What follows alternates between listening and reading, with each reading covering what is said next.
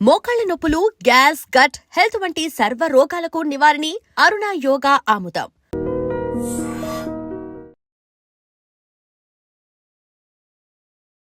నమస్కారం. నేను డాక్టర్ శ్రీనివాస్ చెలిమిల సంస్కృతి కేరళ ఆయుర్వేద క్లినిక్ నుంచి మాట్లాడుతున్నాను. ఈరోజు డిస్కస్ చేసేటప్పటికి ఎప్పుడు మనము మగవాళ్ళు లేకపోతే సెక్షువల్ డిజార్డర్స్ అనగానే మగవాళ్ళ గురించే మాట్లాడతాము. బట్ ఈరోజు ఆడవాళ్ళు ఎందుకంటే సెక్షువల్ ప్రాబ్లమ్ అనేది ఒక జెండర్ ప్రాబ్లమే కాదు.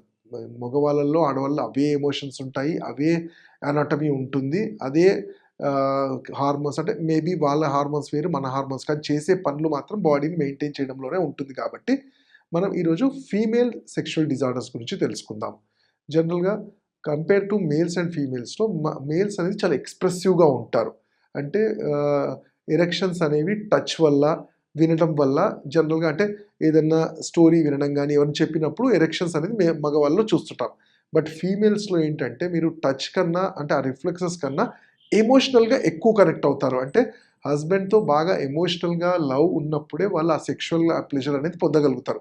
ఏదో సెక్షువల్ యాక్ట్ కావాలని చేయాలని వాళ్ళకి మగవాళ్ళలాగా ఆడవాళ్ళు ఉండదు కాబట్టి, వాళ్ళలో కూడా ఈ సెక్షువల్ డిస్‌ఫంక్షన్ ఎందుకు వస్తుంది? మెయిన్‌లీ చూసుకుంటే హార్మోనల్స్ అంటాం. ఒక సర్టెన్ ఏజ్ తర్వాత ఈ హార్మోన్స్ పెట్టే ఇబ్బంది అంటే మీరు చూసుకుంటే పీసీఓఎస్ లాంటిది కానియండి, ఓవర్ బ్లీడింగ్ అవ్వటము, ఆర్ గడ్డలు లాంటివి యూట్రస్‌లో ఉండడం, ఫైబ్రాయిడ్స్ ఇవన్నీ కూడా మానసికంగా చాలా ఇబ్బందులు పెడుతుంటాయి. ఆర్ జనరల్‌గా ఇవి లేకపోయినా ఆడవాళ్ళలో జనరల్‌గా ఈ ఎవ్రీ 28 డేస్, 38 డేస్‌లో హైపర్ గాని, హైపో అయినప్పుడు అవి సెక్షువల్ ఎఫెక్ట్స్ మీద కూడా పడుతుంది. ఆ టైంలో వాళ్ళకున్న మూడ్స్ బట్టి కూడా సెక్షువల్ ఎఫెక్ట్ పడుతూ ఉంటుంది.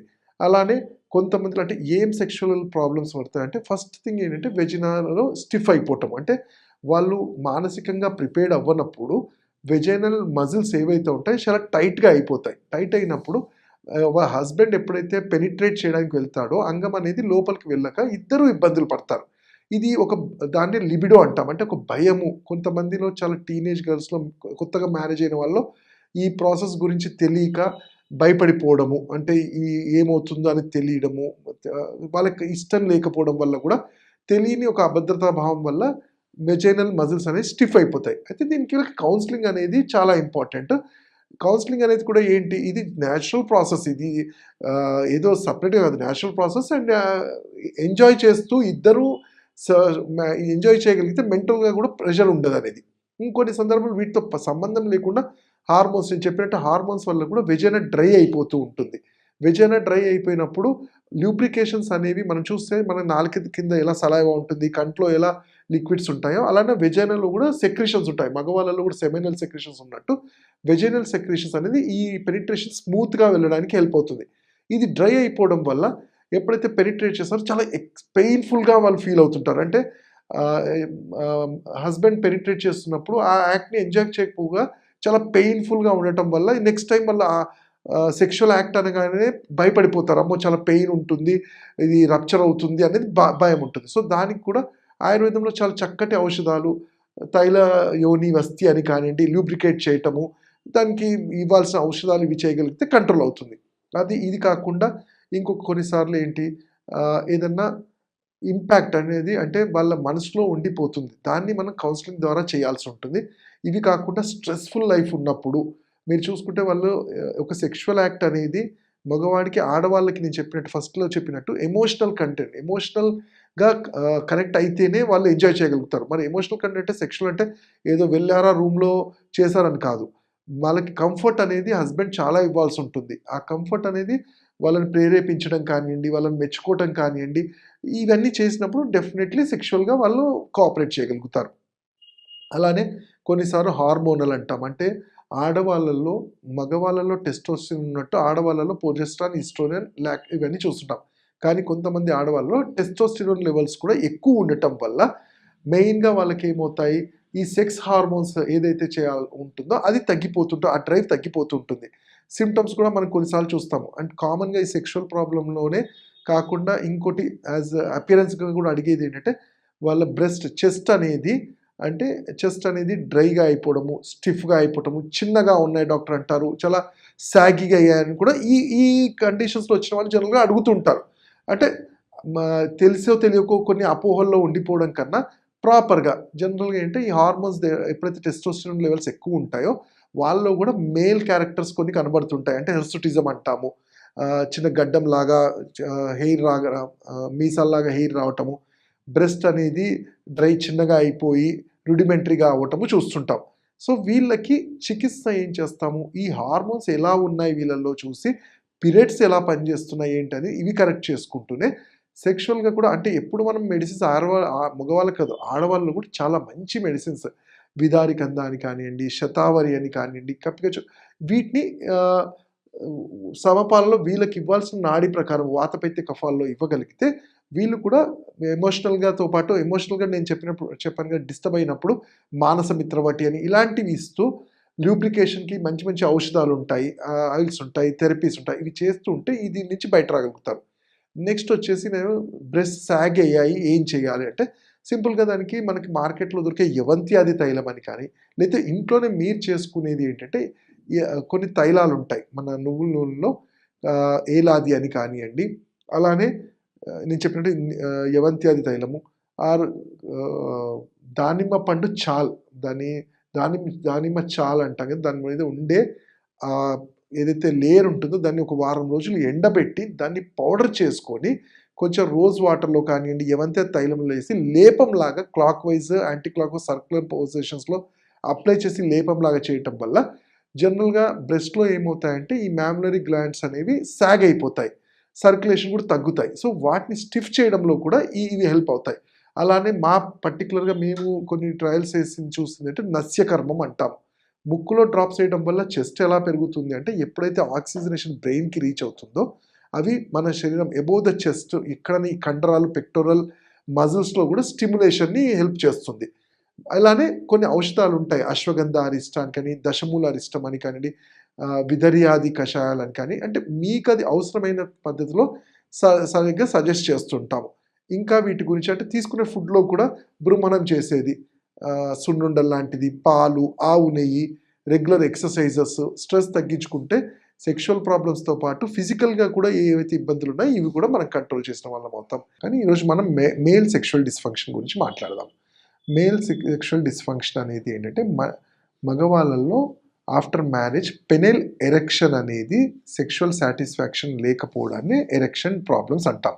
అయితే మ్యారేజ్ వాళ్ళలోనే ఎందుకు చెప్పానంటే ఇది జనరల్గా ఆ టైంలోనే మనం గుర్తించి తెలుసుకుంటాం కాబట్టి మాట్లాడుతున్నాం.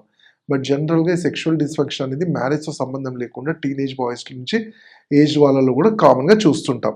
అంటే ఏం జరుగుతుంది అంటే పెనైల్ రీజన్లో సరైన రక్త ప్రసరణ లేకుండా అంగం గట్టి పడకపోవడం, దాన్ని అంగం స్తంభించకపోవటము, స్తంభించిన తొందరగా ఎజాక్యులేట్ అవ్వడం, దాన్ని శీఘ్రస్ఖలనం ప్రీమెచ్యూర్ ఎజాక్యులేషన్ అంటాం. సో ఇది సెక్షువల్ డిస్ఫంక్షన్లో ఒక చూస్తుంటాం ఒక సిమ్టమ్గా. అయితే కారణాలు ఏంటి మరి సెక్షువల్ డిస్ఫంక్షన్కి అంటే మోస్ట్లీ ఇది ఒక న్యూరోజెనిక్ డిజార్డర్ అంటాం. అంటే నరాలకు సంబంధించిన వ్యాధిగా కన్సిడర్ చేస్తాం. మరి నరాలకు సంబంధించి అంటే ఏం జరుగుతుంది అంటే మనం ఇది న్యూరోజెనిక్ ఎరెక్టైల్ డిస్ఫంక్షన్గా గుర్తిస్తాము. కొన్ని సందర్భాల్లో ట్రోమా అంటే హర్ట్ అయినప్పుడు వెన్నుపూస నుంచి వెళ్ళే పుడెండల్ నర్వ్స్ కానివ్వండి, పెనైల్ అంగానికి వెళ్ళే నర్వ్స్లో ఏదైనా దెబ్బ తగలడం కానీ, క్రానిక్ స్పైనల్ ఇష్యూస్ ఉన్న వాళ్ళల్లో, వెన్నుపూస సంబంధిత వ్యాధులు ఉన్న వాళ్ళల్లో కూడా సెక్షువల్ డిస్ఫంక్షన్ అనేది చూస్తుంటాము.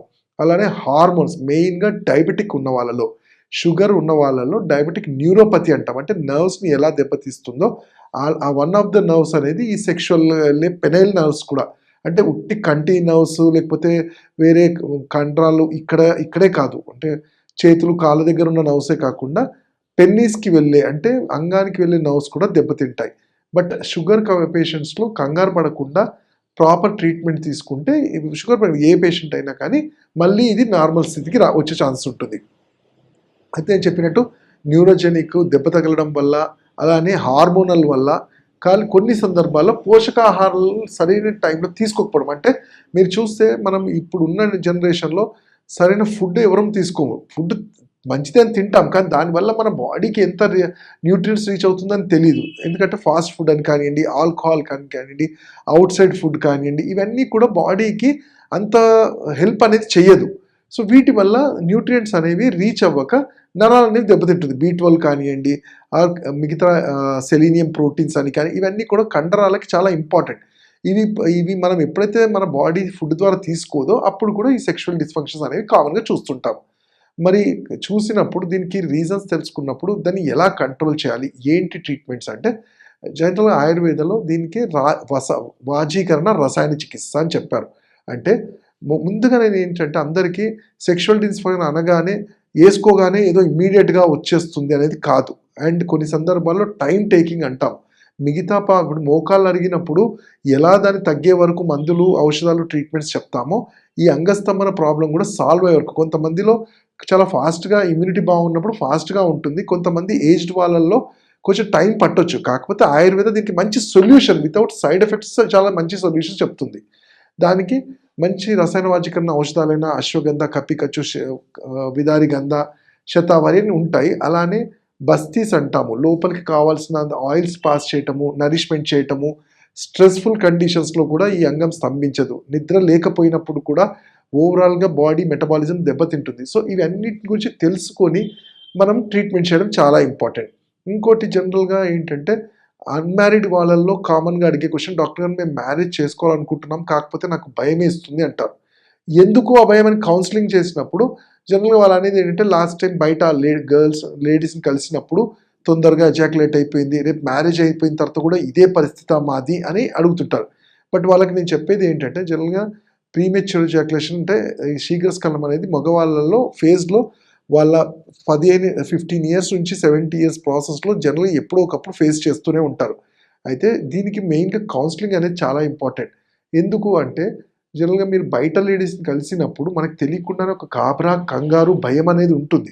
వైఫ్తో కలిసినప్పుడు ఏంటంటే అది న్యాచురల్గా సోషల్ యాక్సెప్టెన్స్ ఉంటుంది. మనం దాని గురించి ఆలోచించము, పేరెంట్స్ ఏమనుకుంటున్నారు, ఎవరేమనుకుంటారు. కానీ బయట వాళ్ళతో కలిసినప్పుడు తెలియని బిడియము, కంగారు, గిల్ట్ ఫీలింగ్తో సెక్షువల్ పర్ఫార్మెన్స్ సరిగ్గా చేయలేకపోవటం వల్ల అది ఫస్ట్ టైం అలా అయింది కదా, నెక్స్ట్ టైం కూడా అలానే అవుతుంది అనే ఒక డెఫినెట్లీ మైండ్లో ట్యూన్ అవుతుంది. సో వీటికే అనేది ఏంటంటే నిజంగానే మీకు అట్లా ప్రాబ్లం ఉంటే ఒక ఆయుర్వేద వైద్యుడిగా మేము చేయాల్సిన టెస్టులు కానివ్వండి, మీ హార్మోన్స్ ఎలా ఉన్నాయి, సెమెన్ అనాలిసిస్ ఎలా ఉంది చేసుకొని సరైన గైడెన్స్ ఇస్తాము. మీరు సొంతంగా నిర్ణయించుకోకండి ఇలా ప్రాబ్లం ఉంటుంది అని. అండ్ అలా కాకుండా ఆయుర్వేదంలో మీ నాడి చూసి కూడా మీరు చెప్పేదాన్ని బట్టి మీ సిమ్టమ్స్ బట్టి కూడా మేము గైడ్ చేయగలుగుతాం. అది ఏమైనా సరే ప్రాబ్లం ఇది ఉంది. న్యూరోజెనిక్ ఉన్న వాళ్ళలో, ఎరెక్టైల్ డిస్ఫంక్షన్ ఉన్న వాళ్ళలో ఏం చేయాలి అంటే నేను చెప్పినట్టు ఈ వెన్నుపూసలో వెళ్ళే నరాలకి కావాల్సినంత రక్తపోషణ రావడానికి చాలా మంచి ఔషధాలు ఉంటాయి. నేను ఇంతకుముందు చెప్పినట్టే కపికచ్చు అని కానివ్వండి, విదారి గంధ ఇలాంటివి సమపాలల్లో ఔషధాలు అనుపానంతో ఇవ్వగలిగితే మంచి గుణంగా కనబడుతుంది. అలానే శీఘ్రస్ఖలనంలో కూడా కొన్ని ఆయిల్ అప్లికేషన్స్ పెల్విక్ రీజన్లో అంటాము, అంటే కండరాలు వీటన్నిటిని కూడా పోషణ చేసుకుంటూ వెన్నుపూసకి అప్లై చేయటము. అలానే నిద్ర లేకపోతే మానసమిత్రవటి అనేవి, ఇది ఏదో కెమికల్ బేస్డ్ దానివల్ల ఇంకో సైడ్ ఎఫెక్ట్ వస్తుందని కాదు, సెక్షువల్ ప్రాబ్లంతో పాటు బాడీని కూడా ఎనర్జైజ్ చేయడానికి, బాడీలో ఉండే ఇతరత్ర ప్రాబ్లమ్స్ హార్మోన్ వల్ల, షుగర్ వల్ల వస్తే వాటిని కూడా ఎంతో కొంత తగ్గించడానికి జనరల్గా షుగర్ వల్ల అంటే షుగర్ కంట్రోల్ చేస్తూ ఈ మెడిసిన్స్ వాడగలిగితే ఆయుర్వేదంవి చాలా మంచిగా రిజల్ట్స్ ఉంటాయి. అలానే నేను చెప్పినట్టు మనం చేసేది ఎంతో కొంత ఎక్సర్సైజెస్ లాంటివి, తీసుకునే ఫుడ్లో కూడా నరిష్మెంట్, బృమణం చేసేది. లైక్ ఎగ్జాంపుల్ గుమ్మడికాయ అంటాం, గుమ్మడికాయ గింజలు కానీ, గుమ్మడికాయ కర్రీ లాంటిది కానివ్వండి, మునగాకు, మునక్కాయ, అలానే వెజిటేరియన్స్ అయితే సోయా చంక్స్ కానివ్వండి, సాబుదానా, సున్నుండలని కానివ్వండి, నాన్ వెజిటేరియన్స్లో chicken, fish, eggs, protein diet ఇలా చేస్తూనే ఆల్కహాల్, స్మోకింగ్ కంప్లీట్గా అవాయిడ్ చేస్తూ మంచి నిద్ర ఉంటూ, ఇదేదో వ్యాధి ఇలా వచ్చేసిందని కంగారు పడకుండా డాక్టర్గా మాకు కూడా మీరు సహకరించాలంటే చెప్పినవి పాటిస్తూ ఉంటే ఈ సెక్షువల్ డిజార్డర్స్ నుంచి మంచిగా బయటపడగలుగుతారు. అలానే నేను చెప్పినట్టు కొంచెం ధ్యానం చేసుకుంటూ ఈ ఔషధాలు ఎందుకు వాడాలి మీరు అనొచ్చు, మరి ఇవే చేయొచ్చు కదా ఎక్సర్సైజ్ ఇవి అంటే డెఫినెట్లీ వాటి వల్ల అంత గుణం కనబడకపోవచ్చు. ఔషధాలు అనేది మన ఇమ్యూనిటీని, రసరక్త మాంసం మీద అస్థి మధ్య శుక్రము సప్తధాతువుల్ని కరెక్ట్ చేయటంలో ఇవి నేను చెప్పినవి చాలా హెల్ప్ఫుల్గా ఉంటాయి.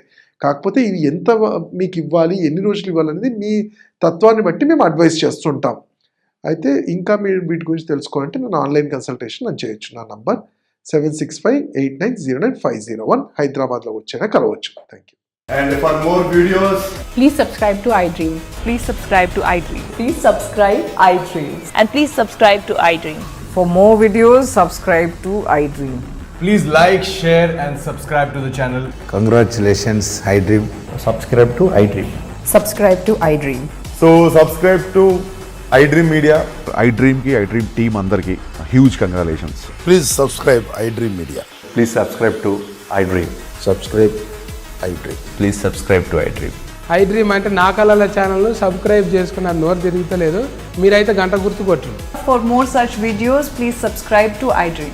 Subscribe to iDream. Please subscribe to iDream. Please subscribe iDream Media. Please do subscribe to iDream. Please subscribe to iDream Media. For best entertainment and information, please subscribe iDream. And don't forget to subscribe to iDream.